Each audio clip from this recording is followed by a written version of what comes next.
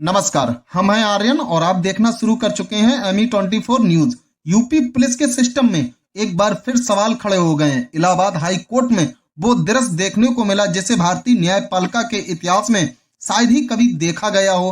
Court ने गुस्से में कहा, एसपी आरती सिंह को तुरंत हिरासत में ले लो। जी हाँ, मामला फर्रुखाबाद जिले के कायमगंज थाना क्षेत्र का है, जहां एक महिला प्रीति यादव ने आरोप लगाया कि पुलिस ने उसके घर में जबरन घुसकर उसके 2 परिजन को उठा लिया और करीब 1 हफ्ते तक अवैध हिरासत में रखा। 8 सितंबर 2025 रात करीब 9 बजे का वक्त फर्रुखाबाद के कायमगंज इलाके में पुलिस की एक टीम प्रीति यादव के घर पहुंचती है। दरवाजे पर दस्तक नहीं बल्कि धड़धड़ाते हुए दरवाजा तोड़ा जाता है और परिवार के 2 सदस्यों को जबरन उठा ले जाया जाता है। प्रीति यादव कहती हैं, मेरे घर में ऐसे घुसे जैसे कोई अपराधी छिपा हो, लेकिन हमारा कसूर सिर्फ इतना था कि हमने सवाल पूछे थे।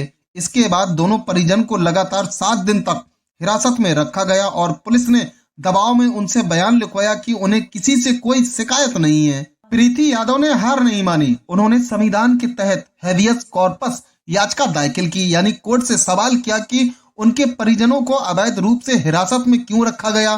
कोर्ट ने जब ये याचिका देखी तो पुलिस से जवाब मांगा, लेकिन यहीं से एक और चौंकाने वाली कहानी शुरू होती है।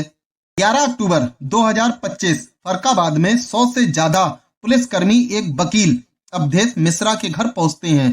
कारण, पुलिस को शक था कि अवधेश मिश्रा ने प्रीति यादव की मदद की थी। रातों रात छापा, घर में तोड़फोड़, सीसीटीवी कैमरे तोड़े गए और परिवार को धमकाया गया। अवधेश मिश्रा ने कहा, मैंने सिर्फ एक पीड़ित महिला को न्याय दिलाने की मदद की, लेकिन बदले में मेरे घर पर हमला कर दिया गया। 14 अक्टूबर 2025 को यह मामला इलाहाबाद हाई कोर्ट की double bench justice J Munir और जस्टिस संजीव कुमार के सामने पहुंचा। कोर्ट ने फर्रुखाबाद पुलिस और एसपी आरती सिंह से जवाब मांगा, लेकिन ना कोई ठोस सफाई दी गई, ना कोई रिकॉर्ड पेश किया गया, बस गोलमोल जवाब। तभी अदालत ने सख्त लहजे में कहा, जब कोई अधिकारी कानून की सीमाओं से बाहर जाएगा तो कानून भी उसे नहीं बख्शेगा। और इसके बाद जज ने मौखिक आदेश दिया, एसपी आरती सिंह को हिरासत में ले लो। पूरा कोर्ट रूम सन्न रह गया। आदेश मौखिक था, इसलिए तुरंत गिरफ्तारी नहीं हुई। आरती सिंह के वकील ने अदालत से थोड़ा समय मांगा। कोर्ट ने 15 अक्टूबर 2025 की तारीख तय की। उस दिन एसपी आरती सिंह, सीओ कायमगंज और एसएचओ कायमगंज को कोर्ट में व्यक्तिगत रूप से पेश होकर सफाई देने का आदेश दिया गया। अब थोड़ा जानिए उस अफसर के बारे में जिन पर कोर्ट ने ये कड़ा कदम उठाया। आरती सिंह मध्य प्रदेश के सिंगरौली जिले की रहने वाली हैं। उन्होंने विवेकानंद स्कूल, शक्ति नगर और DAV स्कूल से पढ़ाई की।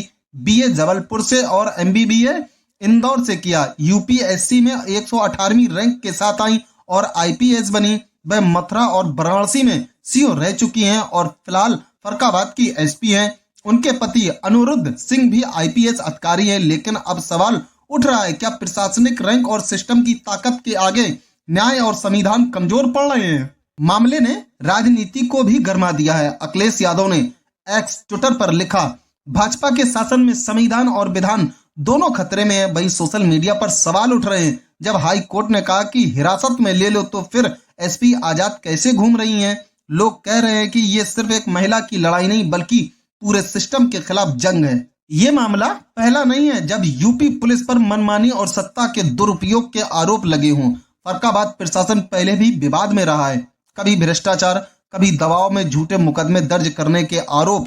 लेकिन इस बार मामला सिर्फ पुलिसिया जाति का नहीं बल्कि संवैधानिक मर्यादा के उल्लंघन का है। एक महिला ने न्याय की गुहार लगाई, एक वकील ने उसकी मदद की और सिस्टम ने दोनों को ही निशाना बना दिया। अब पूरा देश ये पूछ रहा है, क्या वर्दी का मतलब है मनमानी? क्या संविधान के रखवाले ही कानून की सीमाएं तोड़ रहे हैं? इलाहाबाद हाई कोर्ट का आदेश आने वाले वक्त में सिर्फ एक अफसर की जवाबदेही नहीं तय करेगा बल्कि ये भी बताएगा कि भारत में कानून की असली ताकत आखिर किसके पास है, जनता या शासन।